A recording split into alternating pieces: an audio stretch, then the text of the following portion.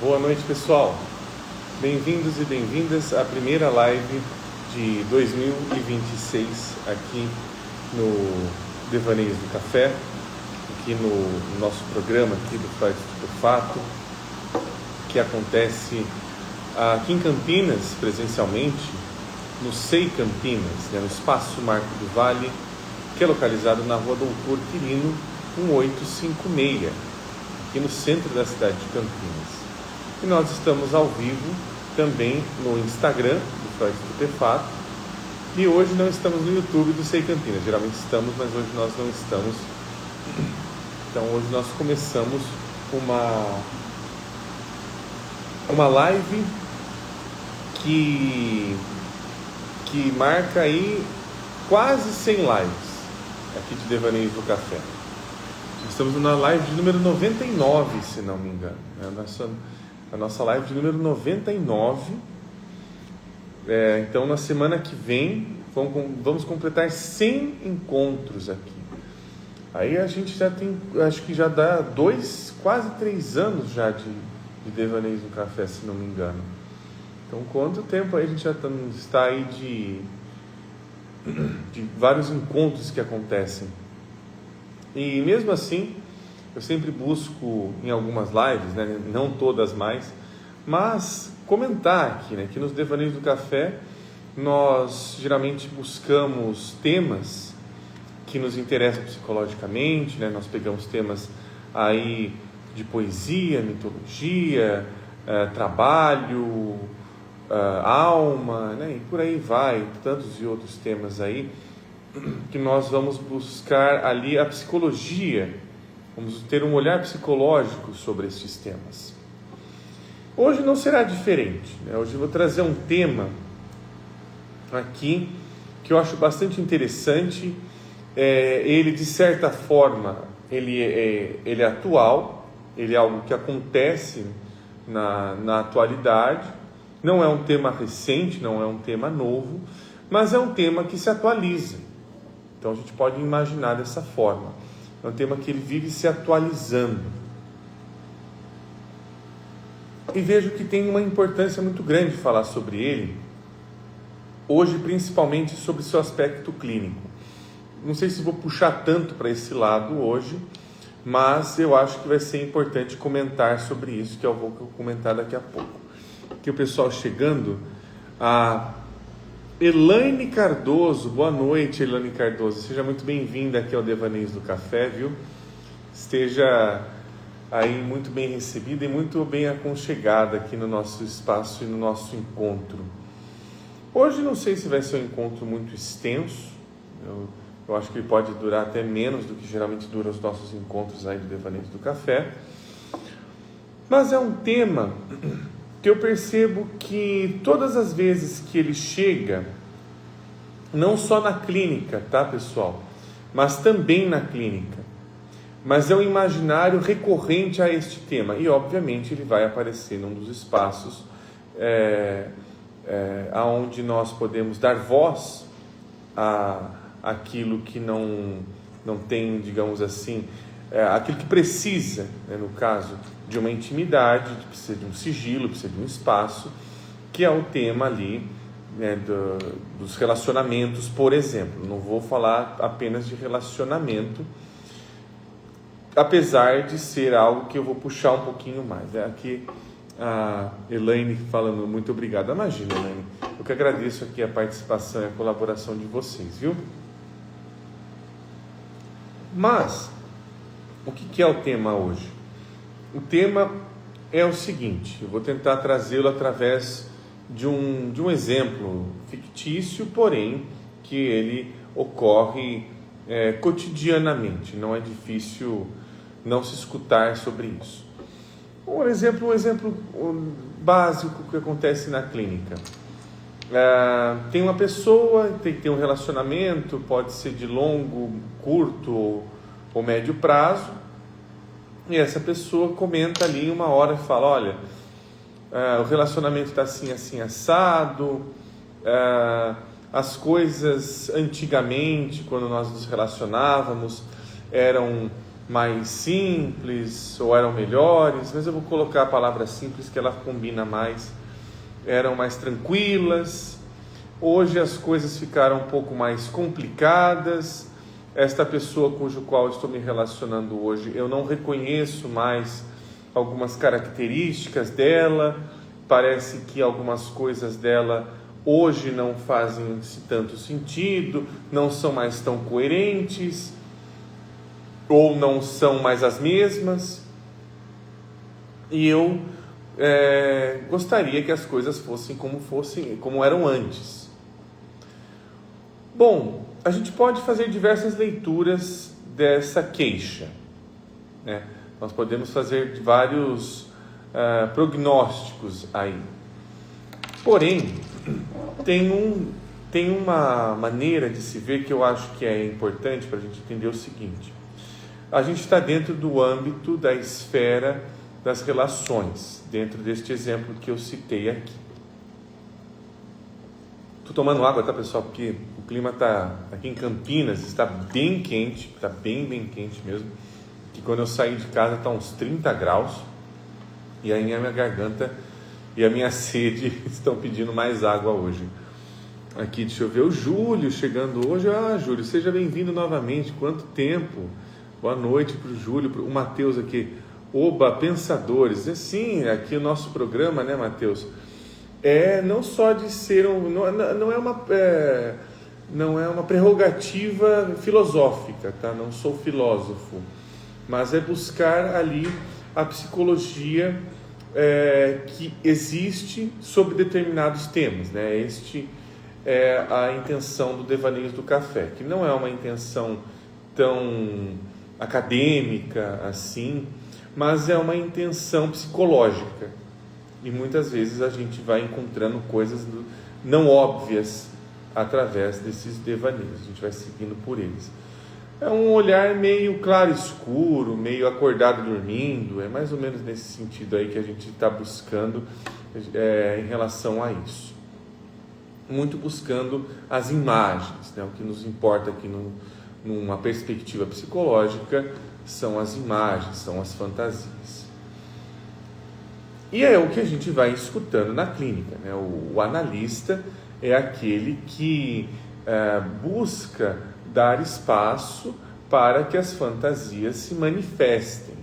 O espaço clínico é um espaço onde tudo o que está sendo narrado através de recursos fantasiásticos, como memórias, como traduções, conclusões, expectativas. São todas formas de fantasiarmos alguma coisa sobre a existência de alguma coisa, a existência de algum mistério, como o amor, por exemplo, aí quando eu estou citando as relações. Pois bem, nesse pedido, né, que eu estava trazendo aqui nessa situação fictícia, há ali uma percepção de que aquele estilo de relacionamento está complicado. Ele ficou complicado porque nesta mesma pessoa que eu gosto, agora está ficando mais proeminente nessa pessoa. Isso depende do tempo, tá, pessoal? Pode demorar aí umas 2 semanas até 20 anos. Não é sobre tempo que nós estamos colocando aqui. Porém, o pedido que está dentro desta fantasia é de apareceu algo dentro do que eu gosto, que eu não gosto tanto, apareceu algo complicado, apareceu algo estranho, e este algo estranho está me atrapalhando, não está mais permitindo com que eu veja o mundo tão colorido e bonitinho como eu estava vendo antes em relação a essa situação, essa relação, enfim. Então, há um pedido ali para que aquilo que aconteceu de estranho, de feio, de incômodo, seja retirado. é um pedido, é uma fantasia que ruma e busca uma descomplicação. Aí chegamos no ponto do nosso tema de hoje, que é a complexidade, né? Hoje nós vamos falar sobre aquilo que complexifica, nem sei se existe essa palavra, mas até deve existir, né? Não tenho tanta certeza assim. Porém, esse é um ponto, porque quando algo está complexo, quando algo não está simples demais, o que está acontecendo? Está vindo uma nova consciência, uma outra consciência, junto com a consciência que eu já tinha, junto com a consciência anterior. Quando essas duas ou mais consciências se encontram e percebem que o mesmo fenômeno não está sendo visto e vivido da mesma forma, tem alguma coisa transformando.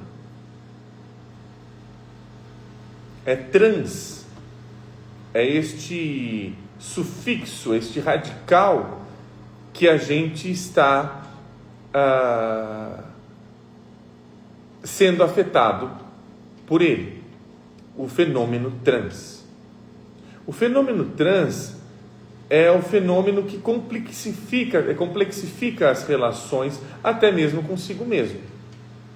Quando eu percebo que eu sou uma pessoa quando eu estou feliz, eu sou outra pessoa quando eu estou com fome, eu sou outra pessoa quando eu estou com raiva, mas essas três pessoas aqui, que tem muito mais do que isso, são a mesma pessoa. Esta mesma pessoa não acontece da mesma maneira quando ela está do jeito A, do jeito B e do jeito C. Só que essas três formas, elas não são excluíveis. Agora eu só sou isso e depois não sou mais aquilo. Não, pode ser que tenha uma predominância naquele momento daquela forma, mas ela não vai existir apenas sobre ela mesma. Isso não depende da consciência. Isso não depende de eu saber que isso existe ou não. Isso é também um outro fator. O fenômeno da complexidade não depende da nossa consciência para existir. Assim como não depende a chuva não depende da gente para ela existir. O céu não depende da gente para ele existir. O planeta Mercúrio não depende da gente para ele existir. Parece uma coisa boba o que eu estou dizendo, porém é algo que acontece quando a gente tem o mesmo pensamento do tipo: puxa, o fulano foi assim porque eu fui assado. Eu fiz isso, eu fiz aquilo, então as coisas poderiam ter sido melhores, poderiam ter sido diferentes, poderiam ter sido arrumadas se eu tivesse feito isso e aquilo. Ainda há um predomínio muito de achar que todas as coisas só acontecem através do meu esforço, da minha vontade própria, como se as outras coisas não tivessem vontade própria. Quando nós estamos dentro de uma coisa que complexifica outras, torna-as complexas, todas as coisas têm vontade própria, independente do que eu faça ou não. Claro que o que eu faço pode interferir na vontade própria do outro, sim. Porém, ela não é um determinante absoluto.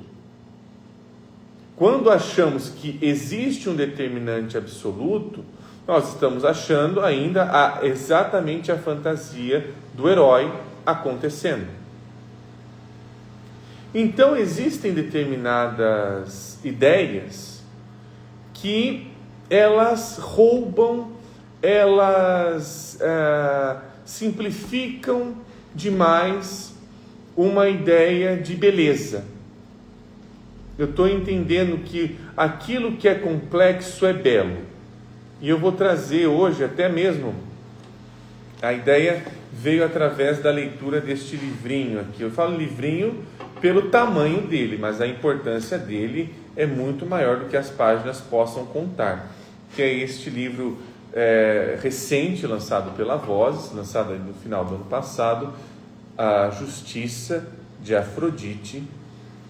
Um livro que é muito rápido de ser lido, é um livro, assim, você lê ele em um dia se você quiser, mas não recomendo, tá? Por quê? Porque é um livro que tem passagens extremamente belas e apreciáveis, que só um bom leitor de Haikai vai entender ali que tem momentos que é melhor parar o livro naquele ponto para que aquelas palavras ressoem. É um livro que ressoa muito, é um livro muito provocativo. Opa, chutei aqui sem querer. Vou arrumar. É um livro muito provocativo, é um livro que coloca algo impensado, vê aonde tem justiça no amor e na beleza. Parece que é uma característica que nem tem a ver com com esses fenômenos, né? com esses adjetivos, mas tem, e o Hillman ele fala sobre isso. E eu não vou me estender muito na leitura, né? Que nem falei para vocês hoje, a live talvez seja um pouquinho mais curta, não sei como é que vai ser, se vai ter perguntas, comentários ou sugestões, mas fiquem à vontade aí para comentarem aí durante a live, porque senão eu vou só falando. Mas tem um ponto nesse livro aqui que eu acho muito interessante, que ele está no final do livro, né? Eu vou ter que falar porque ele é bem um final, não é exatamente o fim do livro, tá? Mas ele está bem no capítulo final do livro aqui, que na verdade, só para explicar um pouquinho também, só fazendo um parênteses, este livro aqui é um seminário, tá? Ele é um seminário que o Hillman ele fez na Itália, é um seminário que ele pronuncia em italiano. Então isso é interessante porque diversas terminologias que ele utiliza aqui, porque a língua natal, né, a língua mãe do Hillman é o inglês, mas ele conhece muito, né? Ele é um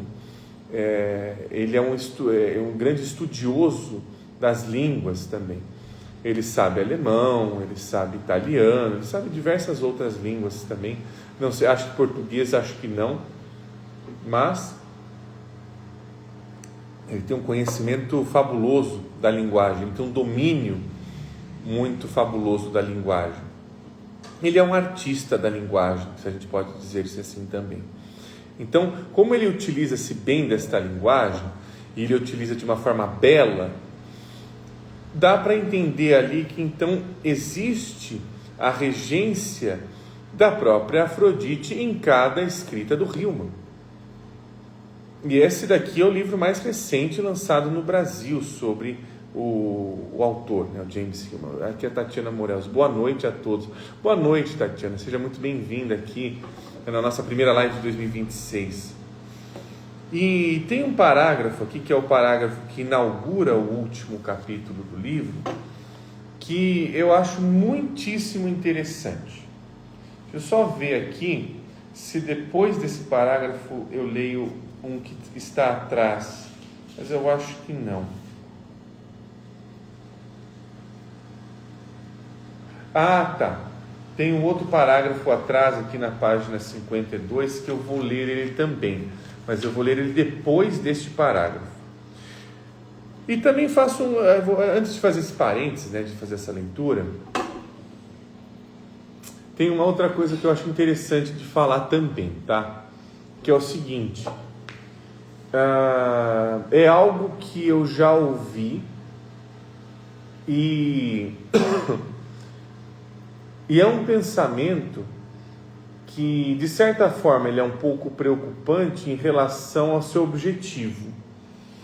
Uma vez eu escutei isso, eu não lembro se foi numa discussão de caso clínico, o que foi exatamente, mas uma frase, que é uma frase bastante sintomática e muito interessante para a gente refletir, que é o seguinte: como é que eu vou amar ou achar bonito algo que eu não entenda?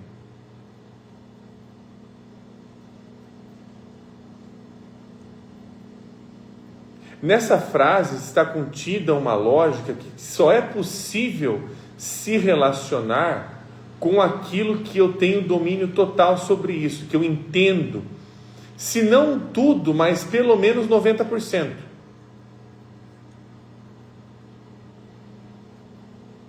É uma frase bastante complicada, porque exatamente é esta frase que exclui todos os interesses que acontecem ao nosso redor e que obviamente nós não os compreendemos porque eles às vezes não fazem parte do nosso cotidiano e da nossa vida, mas nós eliminamos da convivência com eles.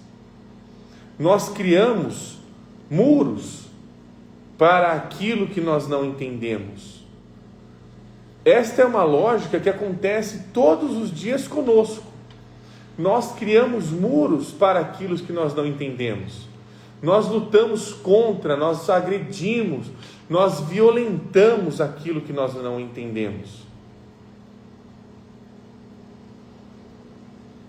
Nós tentamos traduzir aquilo que nós não entendemos para uma linguagem mais palatável. Só que o que tem acontecido em grande escala na nossa sociedade? As coisas estão ficando mais xoxas quando elas são retiradas dessa complexidade. Por isso que eu queria ler este trecho do Hillman, porque ele resgata essa necessidade da complexidade. Aqui, antes de eu ler, aqui tem um comentário aqui. Orfeu dormir com alma. O intelecto muitas vezes pode se tornar um impeditivo para a imaginação, né? Eu vou dizer o seguinte, que o intelecto é o próprio impeditivo para a imaginação.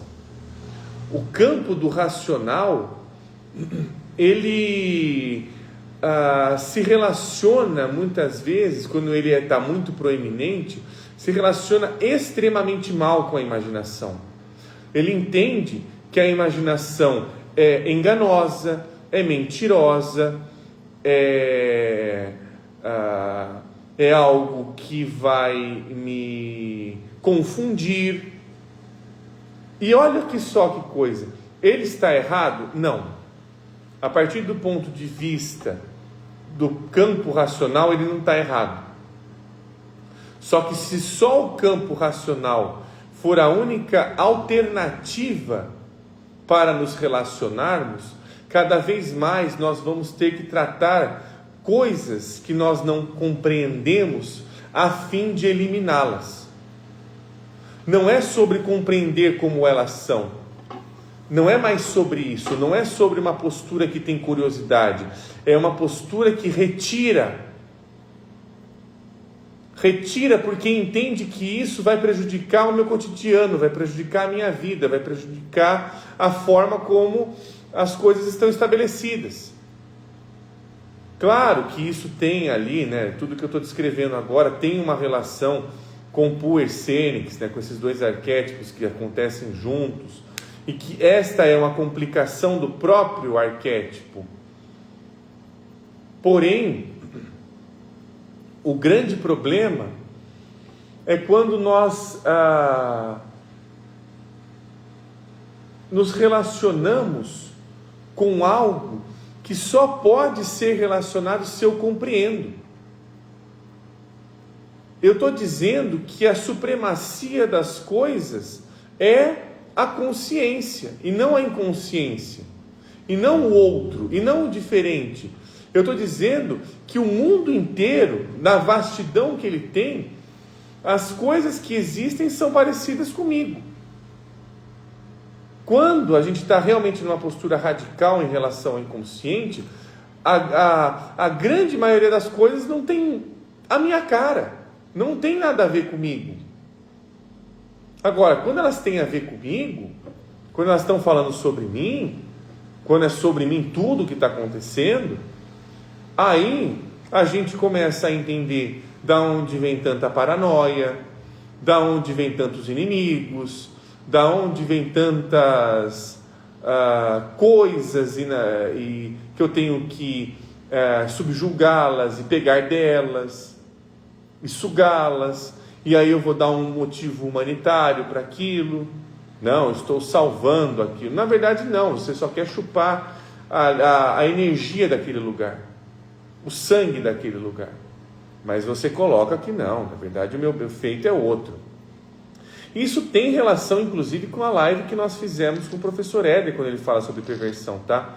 Porque uma coisa que o professor Éder falou que eu acho muito interessante é que um mundo sem eros, um mundo sem a relação com o prazer, com o erótico, é um mundo que nos priva de sermos sujeitos, de termos vontades próprias, de vivermos vontades próprias, e que o outro viva a vontade própria dele também, seja ela qual for.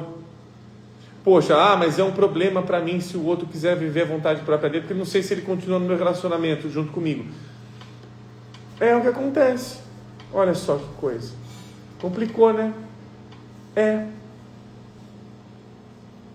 Mas nessa postura de a gente não poder perder nada, nessa postura acumulativa de ter mais e mais bens, acumular coisas, relacionamentos, dinheiro, sucesso, uma coisa a gente não entra mais em contato, que é a beleza. E é aí que eu quero entrar com este maravilhoso parágrafo do Hillman aqui, onde ele diz aqui na página 55 do livro: o grande anseio da nossa psique na busca pelas benesses, da deusa do amor, para sermos preenchidos com sua alegria, sua beleza, seu desejo, está de fato além do princípio do prazer, como escreveu Freud. Apaixonar-se é cair no sublime, na vasta confusão e na intensidade de Afrodite Nudata, o estremecimento das profundezas, nas entranhas de cada fenômeno que os sentidos apresentam. Cada fenômeno, um amante breve e fugaz. Assim, os poetas apaixonados se encontram repentinamente enamorados por todo o cosmos, seus terrores, seus anjos e suas confusões. Olha que interessante aqui.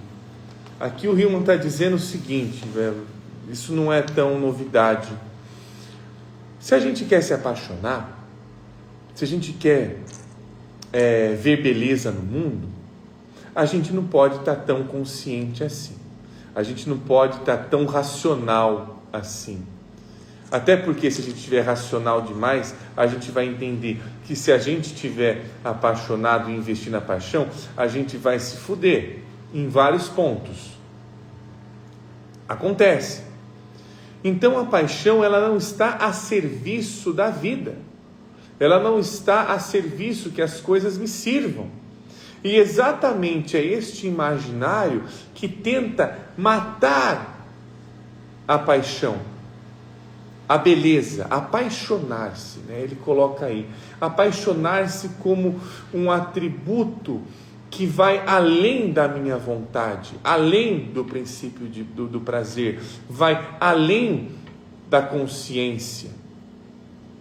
É uma esfera que cabe neste campo do afrodisíaco. Ele acontece em nós. Este livro todo, A Justiça de Afrodite, é um livro para devolver a Afrodite o seu lugar no mundo, que foi sumariamente retirado. A Valéria dando boa noite. Boa noite, Valéria, bem-vinda aqui ao nosso Devaneios do Café. Afrodite, ele vai dizer ali em diversos artigos, né? Inclusive tem a Loucura Cor-de-Rosa, que já citei aqui um monte de vezes, onde ele diz que ela foi uma das deusas e continua sendo uma das deusas. Podemos entender deusas agora, falando agora de uma forma mais moderna, mais contemporânea, como forças do inconsciente, né? Um palavrão feio aí, mas é o que a gente pode falar aí através da psicologia. É uma força do inconsciente que tem vida própria, motivação própria, vontade própria, e não depende da gente para existir. Ela tem vontade própria, não sou eu. Então, quando ele coloca, como eu vou servir a esta força desse inconsciente para que eu sirva a bem, para que ela fique bem e ela também não atrapalhe a minha vida, ela não me torne subjugado a ela, ela não se sinta desonrada, porque ela é uma força ali terrível, né? O Hillman coloca ali, inclusive com diversos mitos, que ela é uma força terrível, mas ela é uma força que traz beleza. E aqui na página 52, no final dela, e na continuação na página 53, ele diz o seguinte aqui, a beleza contida nas imagens, é isso que a alma humana pode trazer ao mundo sólido e carnal de Vênus, ou Afrodite, né? Vênus é o nome romano de Afrodite. As imagens oníricas ensinam outra ideia de beleza, a beleza da imagem por si mesma, per se, e como tal, na imersão delas e a reação a elas como eventos estéticos, e não sua interpretação em busca de significados para servir a vida. Isso aqui é o ponto onde eu queria chegar na nossa live de hoje. Já vi que tem um comentário, já vou lê-lo. Quando nós estamos tentando traduzir alguma coisa desta complexidade para algo palatável, para algo... como é que é aquela palavra? Esqueci o nome. Não é racional. Para algo que sirva ao intelecto, né? Eu não esqueci a palavra, agora me fugiu a palavra. Mas algo que sirva ao intelecto, a grande parte do que nós estamos retirando é a beleza das coisas. Quando nós estamos buscando justificativas e não justiça, quando nós estamos buscando explicações e não apreciações, nós estamos desonrando uma parte em nós que abriu um campo para que nós pudéssemos ver beleza naquilo que simplesmente é algo comum. Mas o dedo de Afrodite pinta as coisas comuns com toques dourados. É este toque dourado que nos anima, que nos dá vida, que nos faz querer ser outro, porque existe um outro a querer que eu quero me relacionar com ele. Eu quero conhecê-lo melhor. Todas as vezes que nós estamos tentando exterminar, tirar, resolver, superar, são palavras ali impossíveis de se colocar. Quando nós estamos dentro dessas ideias, nós estamos matando a beleza sem saber. A beleza das coisas, a beleza das relações. E quando nós matamos a beleza das relações, um dos resultados disso é que a gente vai ficar mais sozinho. A gente vai ficar mais isolado. Não sei nem se a palavra sozinho, mas isolado. Eu acho que é uma palavra mais pontual, mais assertiva nesse sentido. Isolados, pois eu não, aquilo que eu estou olhando e que continua atraindo os meus olhos, enquanto eu não conseguir ver beleza naquilo, aquilo começa a me ferir, mesmo estando em outro lugar, em outra pessoa, não tendo a ver comigo, mas começa a me ferir, pois nós estamos perdendo uma capacidade que a própria força de Afrodite nos traz, que é a apreciação. Ela tem essa capacidade. A alma traz um outro tipo de apreciação, que o Hillman coloca aqui, que é a apreciação do que é transitório, do que morre, do que é perene. Quem percebe isso é a alma. Então a alma é aquilo que coloca todas as coisas também em metamorfose. Só existe metamorfose porque existe morte. Então, a Afrodite é aquilo que também precisa que a alma vá lá pegar essa beleza da morte, né? Uma das tarefas, acho que é a última tarefa, inclusive, que a Afrodite dá para a Psique, naquele mito do asno de ouro, é que ela vá para o Hades e pegue a caixa da beleza que está ali no Hades, né? E aí ela fala, não vai ver o negócio que está lá dentro. Ela vai lá, desobedece, olha e cai no sono. Ela cai no sono mortal, um sono profundo. E aí o Eros volta lá, resgata ela, fica bonitinha e tal. O Eros está toda hora ali, tirando ela das encrencas, né? Ela toda hora se mete em encrenca.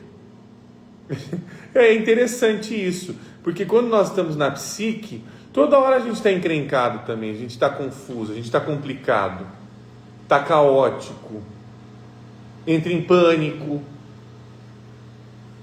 Mas há um trabalho de alma acontecendo quando esta psique, ela está nas experiências. Agora, quando ela está retirada das experiências, aí sim ela está morta. Ou aí sim ela talvez não esteja muito tão... ela talvez não esteja tão afim de participar com aquele sujeito. Fala, aquele sujeito não está mais dando atenção para mim, eu vou para outro lugar. Ela é fugidia, o material dela é fugidio, ela tem asas. Isso tudo para dizer o quê? Para dizer que nós, quando tratamos mal a beleza, a mesma coisa cujo qual amamos vai voltar em forma de monstro. Volta de forma monstruosa. Prega-nos peças. Morfeu dormir com alma. Afrodite cai na armadilha de Éfesto, mas não permanece. Sim. Interessante, né? O Éfesto, deus do trabalho. Ela cai nessa armadilha, né? Mas quem está mais exposto ali é o Éfesto, né? Porque todo mundo sabe que a Afrodite já pegou o panteão inteiro ali, então não é novidade para ninguém. É ele que está colocando a novidade para ele que está expondo. Para o resto dos deuses, isso aqui não é novidade para ninguém. Fala, como é que é aquela frase? Vou ser um pouco pejorativo. O corno é o último a saber. É mais ou menos isso. Mas Afrodite, ela é esta força que não é uma força humana. Tem uma frase bela neste livro aqui, né? Afrodite ela não é da natureza humana, mas é aquilo que nos transforma em humanos. Se nós não podemos nos apaixonar, se nós não podemos dedicar momento, espaço a esta força, ela nos consome. Ela tem a tendência de aparecer em outros lugares. Você não deu bola para mim no relacionamento, então eu vou aparecer no seu trabalho. Não tem problema. Eu faço você ficar como um apaixonado no trabalho e vai ter os mesmos sofrimentos trabalhando. Ela é criativa, ela é versátil, ela não precisa de ficar num lugar só. É ilusão nossa que ela está num ponto só. A beleza das coisas é que ela muda. Ela é transitória. A alma que vai perceber isso. Ela é transitória. E bom, estamos chegando ao fim aqui do nosso primeiro encontro do ano, de 2026. Agradeço muito a colaboração de vocês, né, pessoal? A gente está voltando aqui, a gente está religando as nossas energias. Tenho muito a agradecer aí as colaborações, aos comentários que vocês fazem. O Morfeu Dormir com Alma, o Júlio também, a Tatiana Morel, são pessoas que eu lembro agora de cabeça, que estão sempre conosco. E a semana que vem teremos uma live de número 100. Vamos ver aí como é que vai ser a temática. Eu acho que eu vou colocar, né, por se tratar de uma live bem especial por conta deste marco, de ser o número 100, talvez eu coloque uma votação para alguns temas, né, sugestões de temas que a gente possa fazer na semana que vem. E aí a gente vai trabalhar eles ali, né, através desses devaneios que nós fazemos. A Tatiana Morel aqui, ótimas reflexões para começar o ano. Imagina, Tatiana, que eu agradeço muito. Eu estou pegando essas reflexões fresquinhas, né, desse livro que foi estreado há pouquíssimos meses, acho que um mês atrás, 2 meses atrás, quase. Justiça de Afrodite. É um livro belíssimo. Ele é baratinho, tá, pessoal? Ele é uns 20, 25 reais que eu comprei ele, está super barato, vale a pena. É um livro muito gostoso de ser lido, é um livro maravilhoso, e é um livro para ser apreciado. Eu vejo que o grande trunfo do Hillman neste livro é que ele fez um livro belo. Ele conseguiu realmente chamar, evocar a Afrodite para que ela estivesse junto com ele. E aqui a gente vê como a Afrodite honrada transforma um trabalho belíssimo como esse, né? Isso a gente aprecia, não é só para o intelecto. As coisas, eu vou até dizer também, tá, pessoal? Uma das escolhas que eu fiz também do meu olhar profissional, né, sobre a psicologia analítica e especialmente hoje da psicologia arquetípica, é porque elas são bonitas. Elas não são intelectualizadas, elas têm, né, termos também, tudo mais, tal. Mas dentre todas, para mim, eu vi que elas têm muita beleza. Elas têm muita beleza porque elas têm muita imagem. Então, você vê Memoriações do Jung, por exemplo, tem muita imagem. Os livros negros do Jung é imagem pra caramba. A gente aprende a conversar com as imagens. A gente fala, puxa, são inesgotáveis. Ao invés de a gente ficar ali só no intelecto, colocando termo, então isso quer dizer que é complexo tal, é objeto X ou Y. A gente sai desse lugar para ver a imagem viva, falando naquele momento. Então, essa apreciação eu também queria passar aqui para vocês. Espero que um pouquinho da beleza de tudo que tem, e dessa complexidade, beleza e complexidade, possa ter acontecido aqui na nossa live de hoje. Eu agradeço muito aí a participação e a colaboração de todos vocês, e nos vemos semana que vem, tá, pessoal? Muitíssimo obrigado e até lá. Tchau, tchau.